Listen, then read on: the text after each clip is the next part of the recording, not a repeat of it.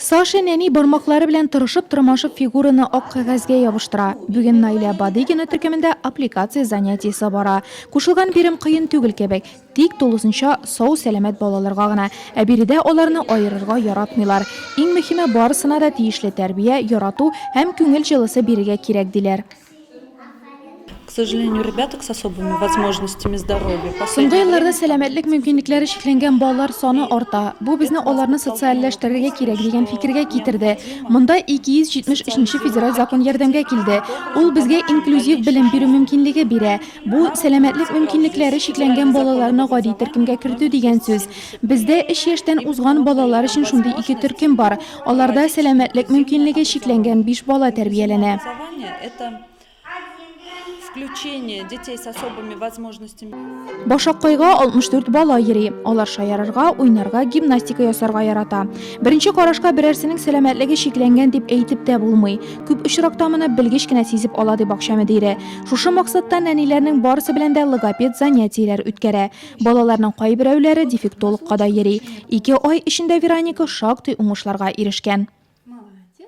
С этими детками мы проводим индивидуальные занятия. Без бу балалар белән индивидуаль занятияләр үткәрәбез. Хәзерге вакытта кеше моториканы үстерү өстендә эшлибез. Чөнки ул сөйләм телен үстерүгә нык бәйләнгән. Бу баш миендә сөйләм һәм моторика зоналарының якын урнашуы белән аңлатыла. Вероника яхшы уңышларга иреште. Ул утыра, шөгыльләнә, кир каптыргычлар белән уйнарга ярата. Моннан тыш без балалар белән дә төймәләр, туплар һәм буяулар белән дә шөгыльләнәбез. Вероничка у нас дает очень хороший результат. Булат та безнең тамашачыларыбызга таныш. Аның турында хәбәрчеләребез аерым сюжет әзерләгән иде. Бакчада ул башкалар белән бергә уйнарга, әйтелгән биремнәрне үтәргә өйрәнә. Инклюзив тәрбия бирү шул ягы белән яхшы. Сәламәтлекләре шикләнгән балалар бер төркемгә тупланмый. Алар сау сәламәт балалар белән бергә яшәргә, җәмгыятькә яраклашырга өйрәнә.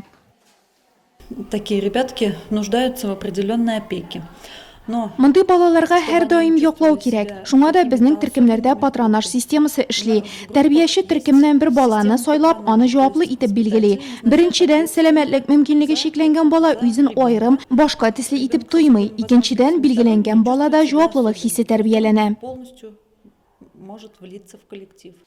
Шәһәребездә мондый балалар бакчасы булу төрле диагнозлы балалары булган ата-аналарны шатландырды. Еш кына ул авыру дип аларны гади балалар бакчасына алмыйлар бит. Быелдан башлап Башаккай сәламәтлек мөмкинлекләре шикләнгән сабыйларның икенче йортына әверелде.